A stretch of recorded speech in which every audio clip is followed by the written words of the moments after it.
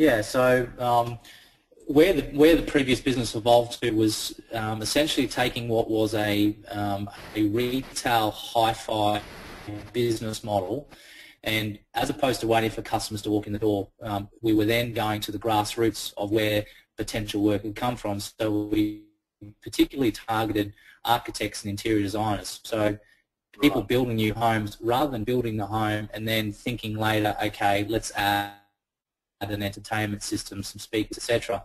We really wanted to stress some importance with the design-orientated people. This technology can be integrated into the construction process.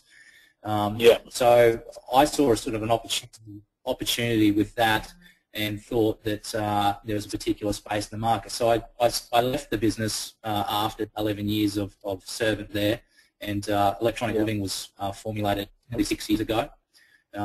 We have established this business as a absolutely completely non-retail business in what's traditionally known as a retail sector.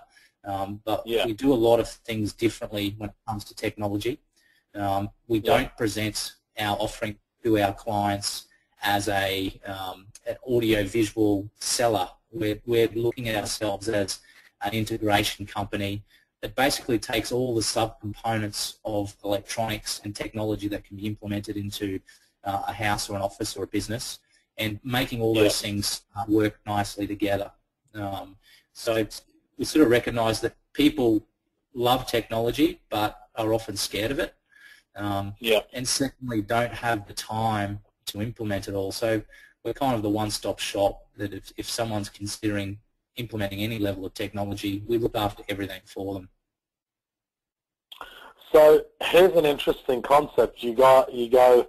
I started off in retail. I'm going to basically say no to retail anymore, and I've heard you use the terminology that I'm not going to move any boxes, which is pretty much ultimately what retailers tend to do, and set up this business that's quite high end, and so we're not going to really have a storefront. We will bring the concept to you. And how has that worked? I mean, obviously it's worked really well, but what were the early teething stages around that? I think the biggest thing was the mentality change within my team.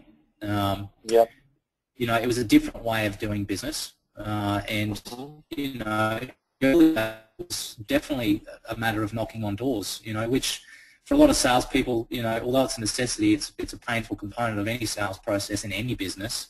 Cold calling is hard work, you know, and cold calling comes with its set of failures. It's purely a numbers game. You know, for every 10 failures, you're going to get one success. So really, it's just grounding the pavement in those early and setting up the right relationships. I guess one of the key factors for us was as a business, and me as a business owner looking at a lot of other businesses at times, I seem to recognise this consistent theme. A lot of businesses don't know who their customer is. They don't profile to the nth degree on who they sell to.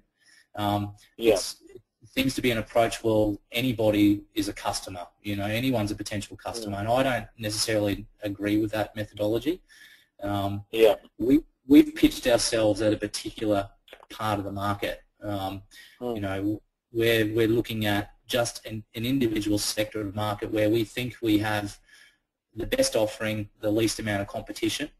And to date, it's proved very successful. You know, we've shied away from a lot of what was our original work because it's not the market that we want to be anymore. It's the very competitive market where price has become, you know, even more so the driving factor. The current sector we're working in, price really, although it's relevant, it's certainly not in the top three when it comes to, you know, motives behind buyers and what they're wanting to do with us. Sure. Now let me ask a couple of questions around that. So, you know, the first couple of years, basically, you've sort of said, all right, we'll go out and do whatever to keep the business going, and really, you know, cast the net as wide as you could, and then sort of said, well, hold on, there's some parts of this that isn't our business. We don't really make money in it, so why spend the time in it? Now that takes a big psychological shift to say, no, I'm not going to do that work, because a lot of our listeners right now are saying, or thinking, you know, I get a lot of price objections, and when I do win a job which is on purely on price, it's not work that we want anyway.